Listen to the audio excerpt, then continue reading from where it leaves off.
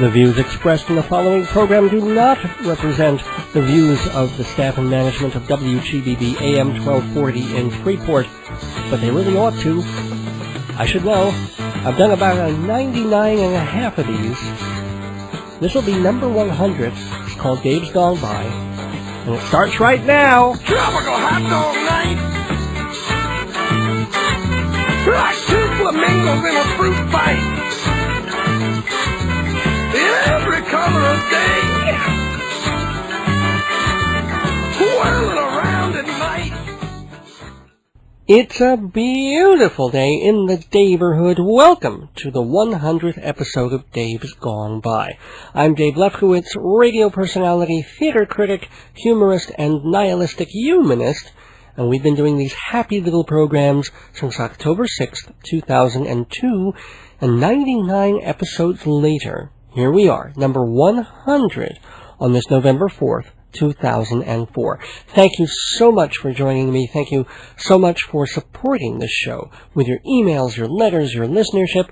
Thank you to my sponsors, TotalTheater.com, publishers of Performing Arts Insider, Theater Magazine, Hewlett Minuteman Press for all your copying and printing needs, and Quiznos of Hewlett, satisfying your hunger with tasty toasty soups and snacks and sandwiches. So let me do a brief history of Dave's Gone By. It started like this. About 3 years ago, I was working full-time for an entertainment website that shall remain nameless, and it was a good gig, but there were some shifts in management, and I started to feel disenchanted, disrespected, dismayed, and this ain't right. And the nail in the proverbial coffin was that when this organization began making inroads into internet radio, 3 years before the big Howard Stern announcement, by the way, they were there at the infancy, this website asked me to help find someone to run the whole radio side of things. They were looking for someone to do the programming on air and behind the scenes. And I suggested that this someone might be the very person they were talking to find another someone. They made a half-hearted attempt to give me a chance, but they really had no intention of letting me move from what I was doing into this new area. It wasn't even a promotion. It was a sideways move, just something interesting and different and ostensibly more creative, which is the carrot you can dangle in front of me any time and expect me to salivate like Homer Simpson at a food emporium. But anyway, that was the antenna that broke this camel's back, and I eventually left the company. But the seed of radio, which had been implanted in me from childhood, started to germinate again. You see, I loved radio as a kid, television too, but I didn't see that big a division between them. You could sit in front of both and twiddle the dial or just leave them on in the background, or you had shows that weren't required viewing or required listening. There were things I liked watching on TV and shows I loved hearing on the radio. The folk songs of Woody's Children, that's Bob Sherman's old show on QXR, now on FUV. Father Bill Ayers on PLJ because he played a lot of Springsteen and Dylan. For a while, I loved WKTU FM when it was a folk and ballad station. That was in the pre-disco era. And then, of course, Dr. Demento. That was mind-blowing. I wasn't kidding a couple of weeks ago when I said that having my song, Jeopardy Ken, recently played on the Dr. D show was a dream fulfilled. This is a man I was listening to when I was 11 years old, and I mean religiously. You could not tear me away from the radio on Saturday nights for 2 hours, because Dr. Demento was beautifully warping my brain. And here I was, little me, who listened to Tom Lehrer and Monty Python and Benny Bell and George Carlin on that program, joining them, at least for one glorious moment.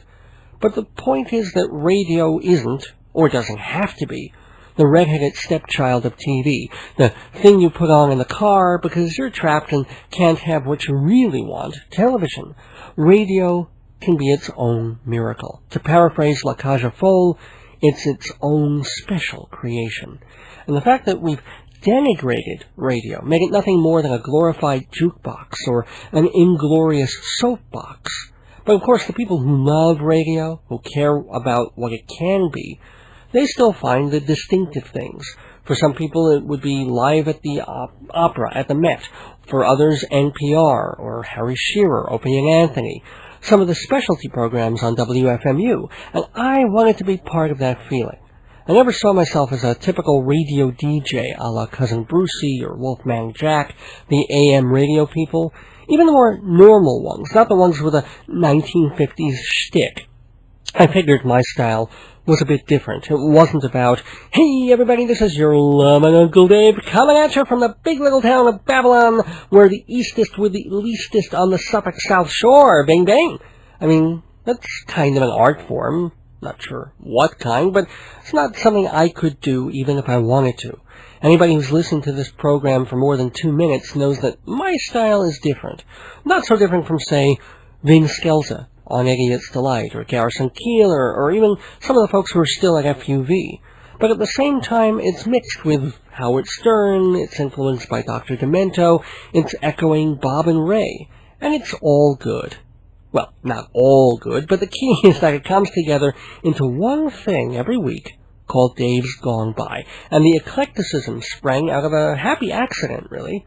When I first decided, yes, I want to do a radio show, I'm gonna do a radio show. It's not like Steven Spielberg came to me and said, wow, Dave, great idea, here's $12 million, go start a station.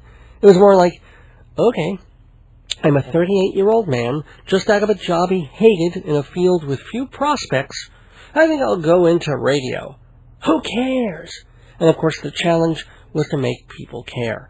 Now, the first lesson of Business 101, even Donald Trump teaches it on his program. And you can trust Donald Trump because he went bankrupt twice, and he's still a billionaire. Anybody who can con that many people into thinking he knows something has to know something, right? Well, one of the few good lessons of The Apprentice is that it really helps to like what you're doing to do it really well. You have to know a lot about it, do your homework, but you also have to care about it. If you don't care, they won't care. Or at least that's the prevailing wisdom of people who have enough money to sound convincing when they make those kinds of pronouncements. But I think there are millions of people in the world who do fine work doing jobs they couldn't give a crap about just for a paycheck. Salespeople who bill $3 million a year and can't wait just to make enough commission to retire.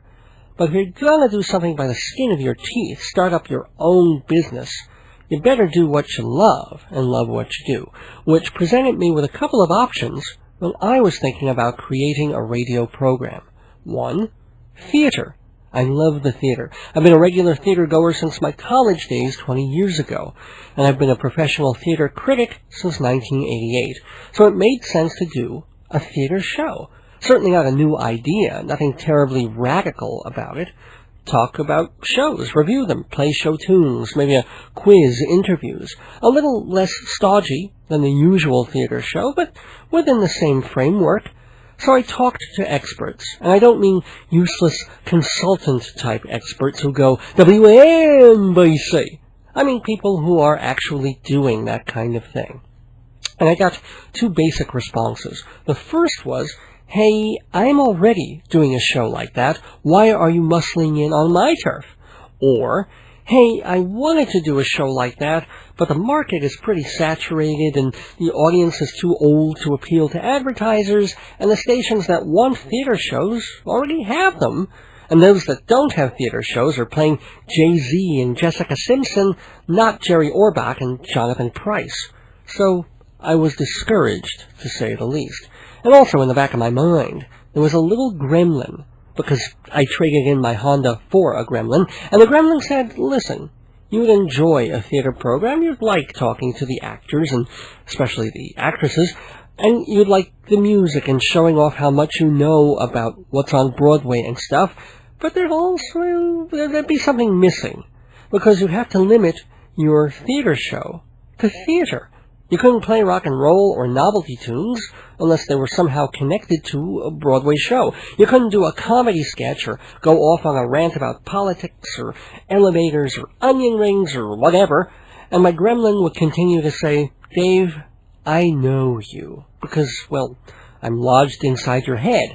Who am I going to know? Meredith Vieira? I know you. And the more you'd be constricted to just one thing, the more you'd feel constricted about everything. So I opened the doors of perception a little and thought, okay, well, why just a theater show? Why just a music show? Why not an everything show? And think about it. Within the course of an hour, what do a lot of us do? We flip the TV remote control through 40 or 50 channels, getting blips of this and blops of that, then settling on 2 or 3 different shows that we go back and forth from during commercials. 10 minutes of CSI, then over to 3 minutes of baseball game, back to 8 minutes of CSI, 2 minutes of Extreme Makeover, 2 minutes of baseball game, back to CSI, and maybe somewhere in that hour, a trip to the bathroom, a snack in the kitchen, a quick phone call, and a magazine you're flipping through while thinking about what you'll do at work tomorrow. I mean, these days, even when we relax, we multitask. So why not multitask radio? A smorgasbord, a panoply, a potpourri for 200, Alex, and very quickly, the idea for Dave's Gone By came together. A little bit of everything. One segment about theater, a comedy bit, a funny song, a serious song, an interview with someone famous or completely obscure, a monologue about something irking me, and it's hard work being irked, if you don't want to sound like a jerk, some jokes about the news. Leno can do it, Jon Stewart can do it, Tina Fey. Why not me? And maybe some recurring comic characters the way you'd find on Steve Allen or Mad TV.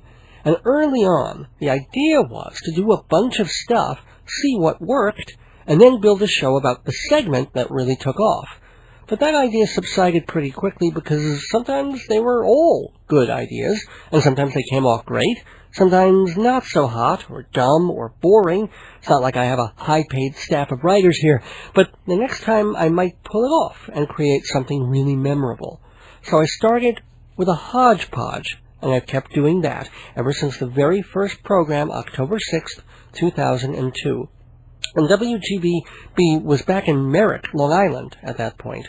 And let me explain, because those of you not so familiar with the station are prone to think of it as Freeport, AM 1240, WGBB Freeport, which it technically is. The tower, the transmitter, is in Freeport, Long Island, and has been since GBB was first put on the map in 1924 from a garage on Bedell Street. It's actually one of the oldest stations in the country, the oldest on Long Island. And it's relatively close to where I live, so when I thought about the places that might be interested in an everything show, GBB was up there with my first choices. The tower was in Freeport, the studios just across town in Merrick, a couple of blocks from the Long Island Rail, so I made a deal with the station manager at that time, Joey Alcarice, and she gave me a Sunday night slot to try things out. Because, if you've got something new and offbeat, and from what she could tell, possibly not for all family members, you throw it on late Sunday night because nobody's listening, least of all the FCC. And I remember my first night at the station. I had pre-recorded some bits, but most of it was live. So I was a tiny bit nervous, and the place was chaotic. There was one main room, the size of a small living room, a studio behind that with equipment that worked most of the time, and an engineer who wasn't happy unless he was doing 300 things at once. And even if those 250 of those things didn't have to be done until later or at all. I mean, he was a really sweet guy, and quite competent and extremely knowledgeable. But I was looking to ease into a warm, comfortable bath. Instead, I felt like I was hustled in and out of a cold shower in a psycho ward, which was kind of fun in its own way, and I made it through the first episode without any major gaffes or disasters or even minor mishaps, actually. I'm pretty proud of that. And I still have the first episode. In fact, I have almost all of them. In fact, hint, hint, you can buy them on CD or cassette from the very first one all the way up to last week's. And, they're nice. They've got jewel cases and covers and track listings and everything. All the information is at my website, davesgoneby.com. So before I get to the rest of the Dave's Gone By story, let's hear a little bit of that very first show, broadcast on a late Sunday night over 2 years ago. Amazing what I crammed into that hour. I take more time on segments now. I like to give things a chance to breathe. But back then, it was about trying all different things and fitting into this tiny little hour. So there was a news gone by, I did a World Weird Web, which was a segment about Shuby Taylor. I talked about Spalding Gray. Now, this was following one of his suicide attempts, but before he actually did himself in. I did a book review of a biography of Neil Young. I played a John Lennon song to honor his birthday that week. And there was a special appearance by my good friend, Rabbi Sol Solomon. I mean, I really packed into that episode, number 1, titled First Things First. So much stuff, but the show started like this. Tropical hot dog night, like 2 flamingos in a food fight.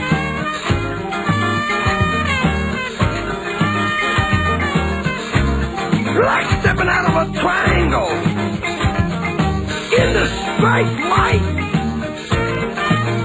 Well, hi everybody. I'm David Lefkowitz, and welcome to Dave's Gone By. It's a brand new show on WGBB. I hope you like it. It's going to be something a little different. It's going to be something that pops the peas a little bit in the microphone, something that rattles the table, something that I don't think it will break a few things, but the idea is just to have something a little bit different from everything else on the AM and FM dial. Well, not 100% different. There are some shows, I guess, that you could say were influences on what we're trying to do here, like Incorrect Music, or Dr. Demento, or Idiot's Delight, or Glenn Jones on radio station WFMU. It's a mix of all that, of comedy, talk, music, weird stuff, fun stuff. I hope you listen in. I hope you like it. Why am I doing it? Because I love radio. I have pretty much all my life. I like the variety. I like the intimacy, the sharing of music and thoughts. And as I said, the show is a mix of everything. It may fall into a pattern at some point, but I'm going to try and keep it fairly loose and fairly free, hopefully with a lot of the emphasis on humor. And I don't anticipate really offending anybody, but at the same time, this is not for the kids. This is not a show you're going to see on Saturday morning TV. The idea here is to express things fairly freely as long as we don't make the FCC mad. Hope we can do that. I'll probably wind up with 14 listeners, but they will be fans. Now, I'm not sure if my voice back then was a little higher and faster because I was a little younger and quicker, or just the way it was recorded. The calibration on the cassette deck might have been a smidgen off. But better faster than slower. It would suck if I were like, "Hi, welcome to Dave's Gone By." I get through one monologue and 2 commercials, and that would be the hour. But in that first episode, I think you can hear me trying to think on my feet, which is why I script more things these days. And I went right into the news gone by that night, which began with a story about the Long Island Railroad. Just to look at some of the items and events that have been happening in the past week in Long Island and America, I've got to start, of course, with something local just a couple of blocks away, the Great Long Island Railroad Sexcapade, which essentially happened in Merrick. It's the home of WGBB. I know they say it's in Freeport, but technically I think it's in Merrick. Anyway, this is from the New York Post from September 22nd. Meet the Strap Bangers. Only the New York Post would start a story like that. A Long Island couple and the hubby's brother gave new meaning to riding the rails yesterday when they treated stunned commuters to a raunchy 3-way sex romp on the Babylon line of the Long Island Railroad, police said, and when ordered to uncouple, they refused. Lyle Green, his wife, and his brother boarded the 6:05 a.m. local train at Penn Station to return home to Wantagh. They've been partying all night, and, quote, the 3 of them were having sex, police spokesman Tom Kelly confirmed. That aroused the ire of 25 passengers in the car. One reported it to the conductor, ordered the 3 to stop, and they didn't. The conductor then notified the cops, who arrested the 3 when the train stopped in Merrick. They were taken to the precinct station house in Baldwin and charged with public lewdness. Well, first of all, Long Island Railroad public relations should really play this up. It's the first sexy image the railroad has had since that original train going into a tunnel metaphor. And the other thing is, I just don't think the railroad wants to publicize all this because, let's face it, it's probably the first time any commuter on the LIRR ever came early. But thank you very much. Ba-dum-bum. My big first punchline, huh? Not quite bad pun of the week caliber, but I'm on my way. And I ended up doing a couple more episodes of Dave's Gone By amidst the late-night chaos of the crazy engineer, his girlfriend, a stray cat in the studio, other evening show hosts, including a band that played on Don Lewis's show, the program preceding mine. I had a couple of technically iffy episodes, but then I settled in and got pretty comfortable pretty quick. In fact, after a couple of weeks, Joey, the station manager, came to me and said, you know, if you want, we can take you out of the 11 o'clock slot and put you on at 8, which I jumped at. I mean, apart from going up against The Simpsons, it was like a kid in Hollywood being promoted out of the mailroom and given a small office with a window. More than even having my life made easier by the earlier time slot, it was a vote of confidence. It was the radio station saying, we like what you're doing. It's right for us. We don't have anything else to put on Sunday nights at 8. But anyway, I stayed happily in that time slot for several months and would have remained there, but radio being radio, circumstances arose that were beyond my control or comprehension. Something happened between management, and the top management fired the middle management, and there was some quitting involved as well. And it got pretty ugly and confusing for a while. As Joey left the station, engineer Paul, who had settled into a real groove with the show, he left with her, and then not too long after, the station left. The building WGBB was in, a corner place on Lansdowne Avenue, just off Sunrise Highway in Merrick. Well, the lease was up. The building owner didn't want the station as a tenant anymore, so last summer, WGBB packed up its 5 rooms and headed out east. Yippee-ki-yi-yo. And again, the antenna stayed in Freeport, but all the equipment, the files, the workings of WGBB emigrated to Babylon, Long Island, just off Sunrise Highway, here on Route 109. And it wasn't exactly a joy for show hosts who live closer to the city to now have to schlep out to Babylon, especially in icky weather. So GBB lost some people, but that's always the way in radio. Other people came on board. And I stayed, moving from Sunday nights to Monday nights. In fact, there was even a point when the show was an hour and a half, and that was kind of fun. But the best part of Monday nights? I'll tell you what that was right after these messages. Print it, copy it, send it as a gift. All that and more at Hewlett Minuteman Press. Full-service printer, family-owned and operated since 1975. Photocopying, printing, invitations, engraved gifts. Minuteman, 1315 Broadway in Hewlett. Call 516-569-5577, 569-5577, or on the web at hewlett.minutemanpress.com. Mention Dave's Gone By and get a special price. Quiznos of Hewlett is tasty and yummy. Delicious flatbreads that ease down your tummy. Sandwiches piled up on artisan bread. Pass by that Subway's, eat Quiznos instead. Turkey and roast beef and tuna and ham. Quiznos of Hewlett's the place where they am. Ken is the bald guy who serves all the meals. If you're a student, there's all kinds of deals.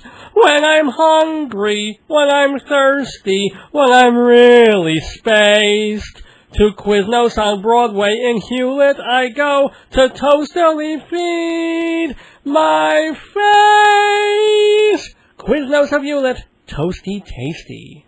Welcome back to Dave's Gone By, the 100th episode of this program, and I'm tracing the history of the show along with some highlights. We're just at the point where Dave's Gone By moved from Sunday nights to primetime Monday nights. More high profile, different audience, but the best part was getting to work with a very cool and simpatico engineer, Joe Salzone. I was a little wary of him because he had barely turned 20 years old, and he was this cocky right-wing Republican with this attitude, and we all had it in this business. It's, if I pay my dues now, I'll be running this station by the time I'm 23, which, who knows, he might still. But actually, Joe turned out to be a really great guy. I've appeared on his show, Your World with Joe Salzone, a bunch of times, and he's been on Dave's Gone By probably more times than any other guest, apart from Sol Solomon. And I had the pleasure of being up all night with Joe, no, not that way, 2 nights ago for Armageddon. Well, better known as Election Night, Joe was on the air almost continuously from 6 p.m. to 6 in the morning with a small team of people helping him cover presidential election returns. And I was part of that team. I sat in from like midnight to 6, also helping run the board. And I was in a miserable mood because I felt in my bones that Bush was going to lose. I had woken up that morning, the skies were ominous, and the night before they had that little dinky-ass town in Pennsylvania where everybody voted at once, and they showed it on TV, and the polls closed by 10 at night on November 1st because everyone had already voted. And when the majority of those folks went for Bush, I had a feeling in my gut there was going to be trouble. So I was in a really rotten temper during the election coverage on GBB, making vicious anti-Republican wisecracks all night long. And Joe stayed cool, objective, laughing at my jokes, taking my opinion seriously, and it was a blast. I wish the outcome had been different, of course, but spending 6 hours with Joe and Dennis and Tom and the rest of the team almost made the night more bearable. So I'm quite lucky that Joe engineered a bunch of my shows, and he's appeared in sketches and commercials I've done, and I'm giving him this big build-up because he says all these really nice things about me. Let's listen. Hello, Joe Salzone. Hello. What the hell's your name? Dave Lefkowitz? Yeah, that's me, man. All right. We were going to do something nice. You wish me well. You've got all these, you've got all these names. I forget who you are sometimes. Well, I'm Dave. I'm Dave, and have been Dave for 100 episodes. Hello, Dan. Dave, whatever. Yeah. Any thoughts on my show? Me? Something decent? You know what? Nice? I've worked with you since you started. I probably you were here a few months before we started working together, and since the first time we got to work together on your show and various other projects. I found you to be an absolute, a great guy, great talent. But you know what? If you're listening to his show and you don't know him off the air, you don't know just how funny he actually is off the air. When he's, his hands aren't tied, no holds barred, the language flows. It's a lot of fun. He's a great guy. His show is tremendous, and we hope that one day we'll listen to Dave's Gone By in cities and states and countries around the world. Wow! But that's just me. Joe Salzone, I only wish I could say the same about you. No, thank you. No, it's been great to work with you, and 100 more, and best of luck on your shows, of course, too, which are Your World, of course, every Sunday night at 7, and various other things. No more election coverage, though. We're done with that. Done with that. Well, let me ask you, since this is airing like 2 days after, sure. What are your thoughts about that? I mean, we're literally, I'm taping this just as you're coming off doing about 12 hours of straight coverage. It's amazing you catch me when I start with my voice. Yeah. I think it was truly, I did it objectively, but I found it so amazing, and I said this anecdote a couple of times during the coverage. I sat at home in 2000 watching the elections on television and thinking to myself, one day I'll be behind the microphone doing this myself, and here I am, 2004, the most important election, really, of our lifetimes, doing the coverage and crunching the numbers, and thanks to our tremendous team we had together. Thanks, Joe. Thanks, Dave. WGBB radio host Joe Salzone saying terrific things about me. Hey, it's my 100th show. I've earned the right to be a little self-indulgent. And as I said, it's been a pleasure to work with Joe and Tom Ross, program director and my current engineer on Thursday nights. It's also been thanks to both Joe and Tom that I've had the opportunity to do another program on WGBB, Filler Up. It's an hour after Dave's Gone By. It airs 9 to 10 on Thursday nights. The show started when I realized that there were time slots on the station that were just being filled with any old thing. Most of it veiled Christian family crap, appealing to the kind of numbnuts who put Bush back in office. So I figured, with the radio station's indulgence, let me do something more NPR, more FUV. An hour of music by cool people in various idioms, jazz, rock, folk, pop. Started as a kind of fill-in show, and now it has a semi-permanent place on the Thursday night schedule. And again, that's all by the good grace of station manager Jeff Lowe, program director Tom Ross, and engineers Dennis and Joe. But enough ass-kissing, back to the story, which is basically that Dave's Gone By found its shape pretty early, refined it as the weeks went on, and has now become very happily what it is, an hour of smart talk, silly talk, special talk, and music. And comedy. That was always the number one selling point. People get a smile, or a chuckle, or the occasional belly laugh. They're gonna come back for more, which is why I did sketches like this one, that aired back on September 22nd, 2003. There had been a story in Newsday about Long Island poets writing haiku, a very particular form of verse. 3 lines, 17 syllables total, 5, 7, 5 in the last line, on topics very specific to our way of life on the South Shore. Well, of course, that inspired me to write some Long Island haiku of my own, and they sounded something like this. Driving home from work, cut off by an SUV, kill, kill, kill, kill, kill. Here's a recent poem from the Five Towns area. New neighbors arrive, black hats, beards, long dresses, wigs. At least they're not schwartz. One female poet writes, my nails, red, dripping, like blood on my fingertips, staining my cell phone. From the male point of view, what is an end zone? It is a faraway place from Testa Verde. I'll tell you, jerkwad, what's worse than 9/11? The New York Mets are. Another sports poem. Wanna go bowling? I can't, my back. Yoop! F you! No, F you! Children and teenagers are also writing poems, expressing their innermost needs and fears. For example, I can't go to school. My friends will make fun of me. Damn you, hair salon. Hey, can you go in and buy us a pack of smokes? That dothead hates kids. Other snapshots of modern teenage life may be found in these haikus. For example, practice tomorrow, scrimmages, tackles, new game plan. Please God, no broomsticks. My boyfriend's so wise. He says if we go real fast, I won't get pregnant. The Long Island haiku captures the essence, the specialness, and monotony of suburban living, such as 100 channels of bad films and home shopping, and not one porno. Listen, officer, there's no trouble here. She fell. She does that a lot. For 35 years, we voted Republican. What were we smoking?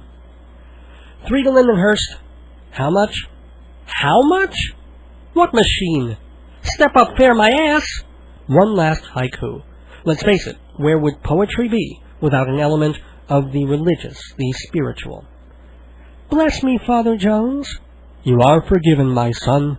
Now take off your pants. Ah, the sweet beauty of poetry. And we've done real poetry on Dave's Gone By, including tributes to Joyce Kilmer, Langston Hughes, and Arthur Rimbaud. We have recurring segments like Dave Goes Off, Inside Broadway, The World Weird Web, and The News Gone By. And guests, absolutely wonderful, fun guests from people like Tom Paxton and Karen Grasley, Neil Sedaka and Neil Innes, to the bands October Project and Housewives on Prozac. In fact, the Housewives had so much fun when they visited the neighborhood last Christmas, they actually put excerpts on their new CD. I'm not kidding. I want to give them a big plug here. Joy, Rose, and the gang have put out a novelty single last year called I Broke My Arm Christmas Shopping at the Mall. Catchy comedy number that I played a couple of times on the show. Well, Joy and Kylan Burt visited the studio with drummer Donna Kelly on the phone. They sang a little a cappella, but mostly chatted and goofed around. And now the Housewives have taken short snippets of that segment and included them on their full-length Christmas album, I Broke My Arm, Christmas Shopping at the Mall, and Others. I guess I'm part of the Others, and I'm really flattered that they included me in this. It's really sweet. Here's just a taste. Yeah, look who just came in! Oh my, Santa Claus, what are you doing here? I didn't know you were going to come early. Santa! It came early and According often. to the Alaska Department of Fish and Game, both male reindeer and female reindeer grow antlers in the summer each year. Male reindeer, however, drop their antlers at the beginning of winter, usually late November to mid-December. Female reindeer retain their antlers till after they give birth in the spring. Therefore, according to every historical rendition depicting Santa's reindeer, every single one of them, from Rudolph to Blitzen, had to be a girl. We should have known only women, while pregnant, would be able to drag a fat man in a red velvet suit all around the world in one night and not get lost.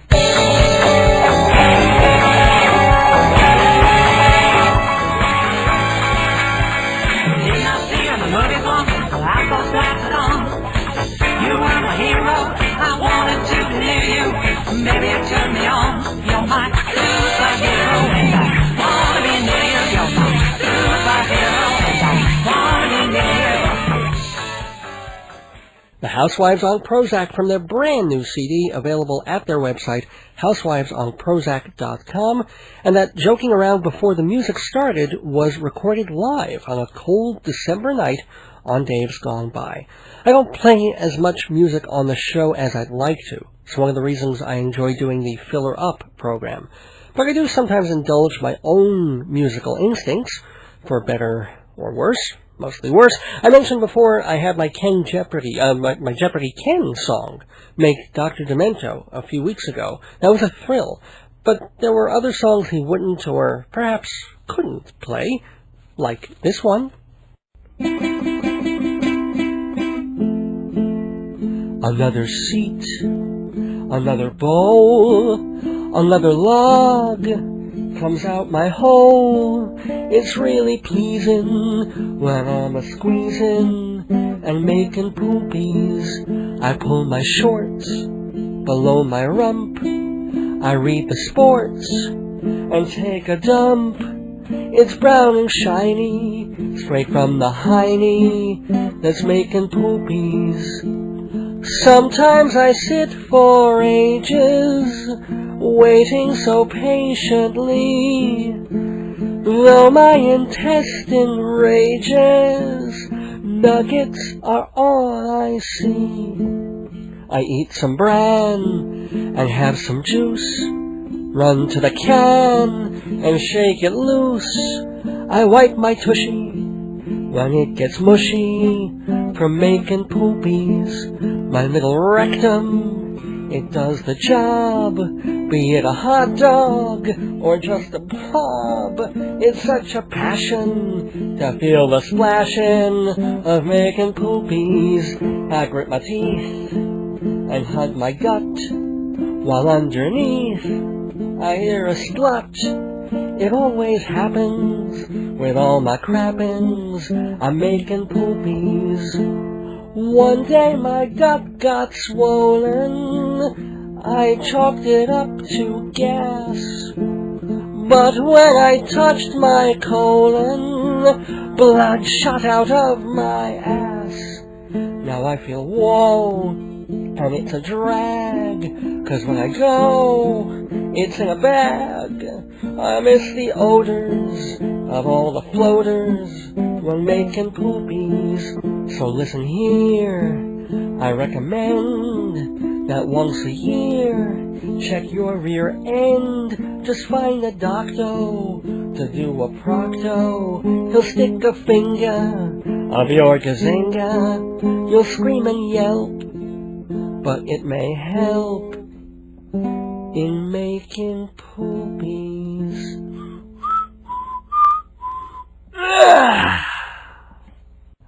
Did I mention this program was rated DGB-13?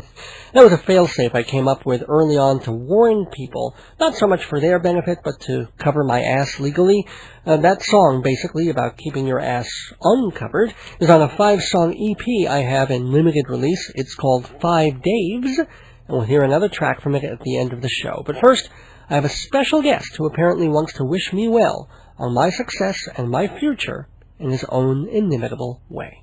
Mazel tov, alle sein gesehen. Congratulations!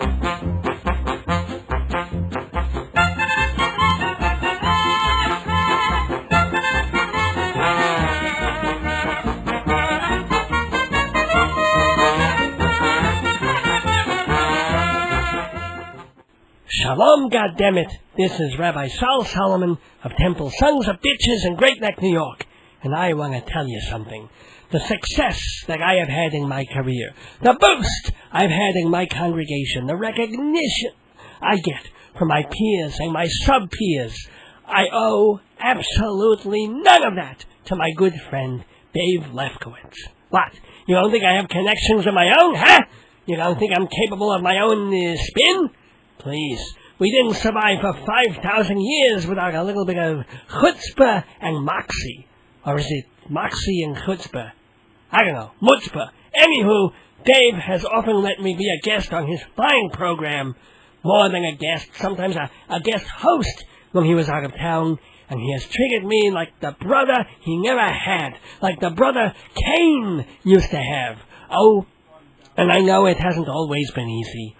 Few people complain about the Dave's Gone By program, but the few people who do complain about me. I don't know why. I try to be charming, convivial, understanding of these sons of bitches' points of view. But time and again I hear, "Oh, Rabbi, how can you use such language? Rabbi, how can you talk about sex? Rabbi, why don't you shower occasionally?" But I have answers to all these questions. First, the language. Words are just words. They're English letters put together by a bunch of people living in ancient Latin or wherever the hell ancient Puerto Ricans come from. They're sounds, phonemes, consonants, and vowels. They mean nothing by themselves, and consequently mean only what you hear them to mean. If I shout, "Stop you," behind the back of a deaf person, I might as well be shouting, "Hey, nice hands!" The saying is true. Sticks and stones may break your bones, especially if, like me, you're a pre-osteoporotic, but names, words, there's only one word you mustn't say, and by mustn't, I mean must not. You must not say the Hebrew name of God. That is the only word in the entire lexicon of the universe that you better shush with, or God will wash your mouth out with fire. And leave it to the goyim. Jews, they spell it out in the Torah, Yud, Hey, Vav, Hey, 4 letters, but we don't say it. It is not meant to be pronounced. It's too holy, too sacred. But goyim, you get priests saying Yahweh, you get the witnesses, Jehovah. Why do they tempt fate like that? I'm sure somewhere there's a bishop starting a congregation for Yuahui. Leave it alone. Say the F word, say the S word, say the R word, retail, but leave Hashem's name alone. So, if you hear me say goddammit, or bastard, or sons of bitch, or titties, goddammit, keep your talis on, they're just words. How can I talk about sex? My dear wife Miriam Libby and I have 19 and a half children. What else is there to talk about? I talk about life, death, lovely things, terrible things. What good is a rabbi if he doesn't live in the real world, if he doesn't grapple with real life issues? And that goes doubly true when you're a fictional rabbi like me. And perhaps you also ask, Rabbi, about the showering. I say, look, if you're around radio at all, you learn very quickly that nobody on God's good earth smells like a DJ. There is an odor that radio people have, a sublime funkitude. If you mix a locker room, a litter box, something dead, and that smell you get on a hot day, if you're a man or a very odd woman, between the side of your testicles and your inner thigh, and even that does not approximate the perfume admitted by the children of Marconi. I don't know why. Go up and ask Dave why. Just not too close, for your own sake. But Dave, in all seriousness, I speak your name with almost the same reverence that I do the name I do not speak, which is to say that when it comes to radio, D-A-V-E is nearly the same in my book as Yud Hey Vav Hey in the other book. I will still say your name, Dave, but I will say it with respect and admiration for the 100 shows you've done and the 1,000 more you have yet to do. So, on behalf of myself, my dear wife Miriam Libby, and our 19 and a half children, Nehemiah, Josiah, Shlomi, Chana, Ribki, Yehuda, Moish, Yehezkel, Baruch, Avigdor, Yisrael, Hephzibah, Shaul, Aliza, Shimon, Gedaliah, Naphtali the elder, Naphtali the younger, and Fred, by my first marriage, and the fetus Beryl, whom the doctors say is coming along nicely. Happy 100th program, Dave's Gone By. Success, blessings, discounts, and joy.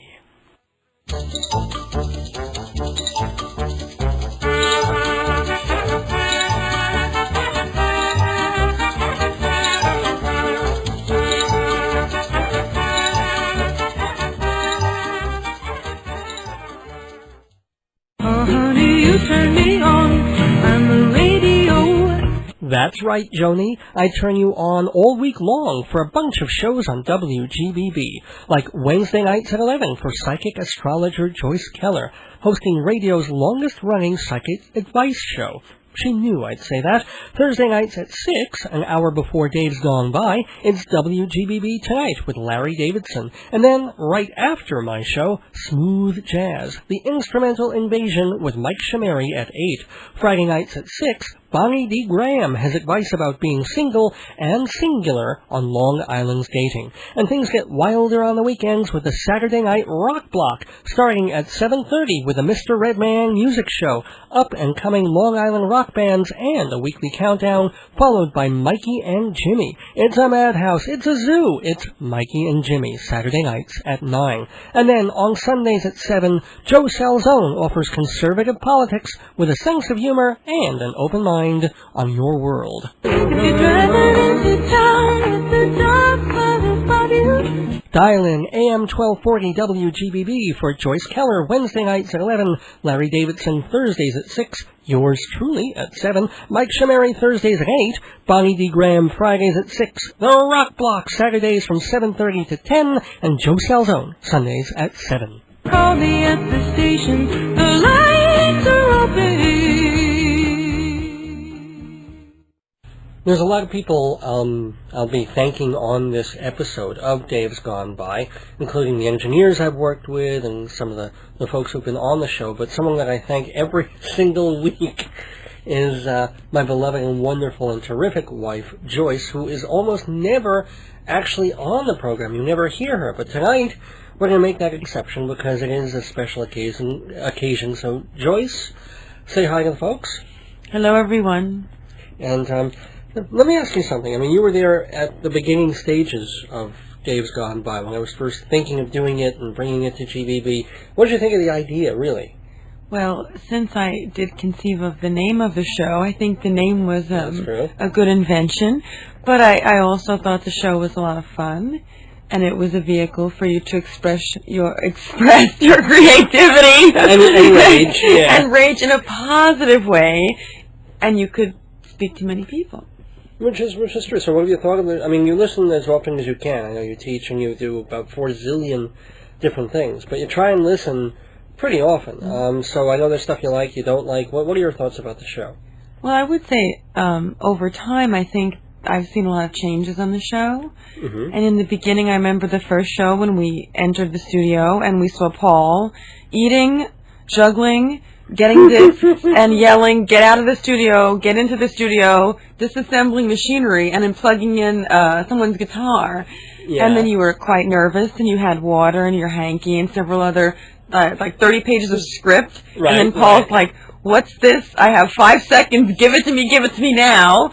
And you had 27 CDs arranged, color-coded, and posted it. That's right. That's right.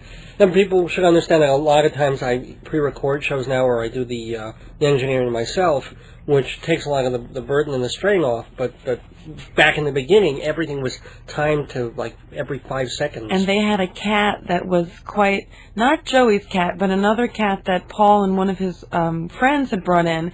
And we were holding the cat, and I remember the first thing they said to us was, "We think the cat has fleas." Right.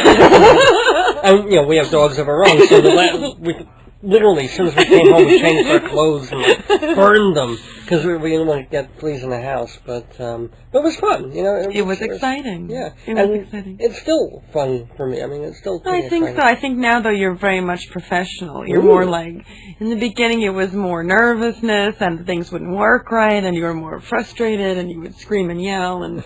Get on the air too, occasionally. No, not really. But now it's finally produced. You have a production system. It's more, the rough edges are off. It's more of a professional show. Own central nervous system, basically. But I'm still trying to get you to like Sol Solomon. Why don't you like the rabbi? I find it anti-Semitic, misogynistic. Well, yeah. If you could be ageist, sexist, or also probably very homophobic. Yeah, I think the rabbi is sometimes all of these things and more. It's an offensive caricature of a rabbi. Yeah. Was that a yes? Well, we can't end the interview on that note. No, but I would say that I'm very proud of you and that you've come a long way and that you've had many people who I didn't completely understand the famousness of them, but a lot of famous people were on the show. I mean, the Neil Sedaka is a big fan. I wouldn't call him a big fan. No, I mean a big, and that you were on Dr. Demento, who was your childhood, boyhood hero. True. That's true. And the Neil Innes, right? And you had many Broadway people. And other Broadway people want to get on your show. That's true. You've been recognized by every mailman in our local district because of your the cable show with Joe. That's right. I did a cable video. That's with Joe Salzone. I forgot to mention. And the most exciting part, you had the man who does his own video show on. Oh yes, let's make a video. Are we crazy or what? And the guy who does the peanut butter sandwich. Oh, Art Paul Schlosser. Yes. That was. Yeah. Do you have one memory or one thing that you remember most or liked most? I would say probably everything. I mean, I do think some of... Yeah, thanks. My wife, ladies and gentlemen. No, but I was shocked when you had on the mother, Mama Ingalls, and she talked about making pee-pee in the river. That I thought was a little bit, It wasn't her. It was the little children on Little House on the Prairie. Make pee-pee in the river.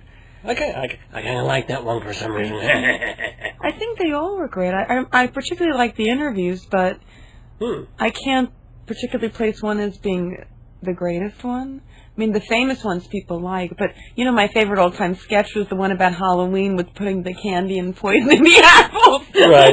That was on our first Halloween show, that's right. I enjoyed that. And pre-tampered yummies. And I should also say for your father, he loves the one of the Professor Hootenanny who fixes the... Yes. Who fixes the... Talks about caulk. Yes. In a very interesting way, yeah. The punning, I know that is a popular thing. I think you're a very clever interviewer, and you're enjoyable. Well. And you've become way more GQ David. Well, thank you very much. It's Dave. And it's David to you, but it's Dave to the rest of the world, which owns me now. After the 100th show, I belong to the world. Unfortunately, now the world is controlled by George Bush, so, I want it back. Yes, and we're actually taping this interview from a bunker in our basement where we're making passports to flee the country. That's right. And both our puppies will be dressed in bonnets and be very ugly babies so we can get them out without rabies quarantine. Oh, but, wherever we go, as long as I have you, I think I'll be okay. That's very sweet, honey. And I'll give you the check after the interview. Ladies and gentlemen, my wife, Joyce. I am such a lucky man. I have her and this radio show, and all of you listening to this 100th episode of Dave's Gone By. I want to thank again my sponsors, Total Theater, Performing Arts Insider, Tasty Toasty Quiznos of Hewlett, and Copy Happy Hewlett Minuteman Press. Remember that mentioning Dave's Gone By at any of these establishments gets you 10% off. Also remember that on Tuesday, November 9th at the Hilton Hotel in Melville, the Long Island Railroad is holding its one and only hearing about proposed service cuts and fare hikes they're trying to float past commuters. Now, this is just a year and a half after the last round of exorbitant price jumps. So if you want to make your voice heard, November 9th, 4:30 in the afternoon in Melville, Long Island. I was going to do a whole long rant about it, but I don't have time. I can make my feelings known, however, by playing this song I wrote about the FCC, but it's just as applicable to the LIRR. There are many ways to say you. There are many ways to say go yourself. Like burn in hell, like take a flying leap, Or, I'd love to see your whole family in a flaming train accident and piled up in a heap. There are many ways to say you and your ugly children. There are many ways to say eat and die, like up yours, buddy, or kiss my ass, or it would be worth it to die in Auschwitz if I could just see you gassed. So many ways to express hate. So many ways. Isn't that great? We don't have to blaspheme or curse to wish a person illness and worse. There are many ways to say I could hurt you. There are many ways to call you a mother piece of... like choke on your own blood, or drop dead, you jerk, or I hope an AIDS victim bites you and the chemo doesn't work. So many ways, so many ways, so many sucking ways to say you. Yes, there are many ways to say terrible, nasty things, but for you, my audience, only good things. My sincere gratitude, my thanks for your support, and my promise to keep bringing Dave's Gone By to you every Thursday night, 7 o'clock. Next week, Veterans Day, November 11th. Still deciding what to do on that show. You gotta tune in to find out. So until then, don't miss your days going by. This is Dave Lefkowitz. Good night. You should all live to be 100, just like I have, and gone by.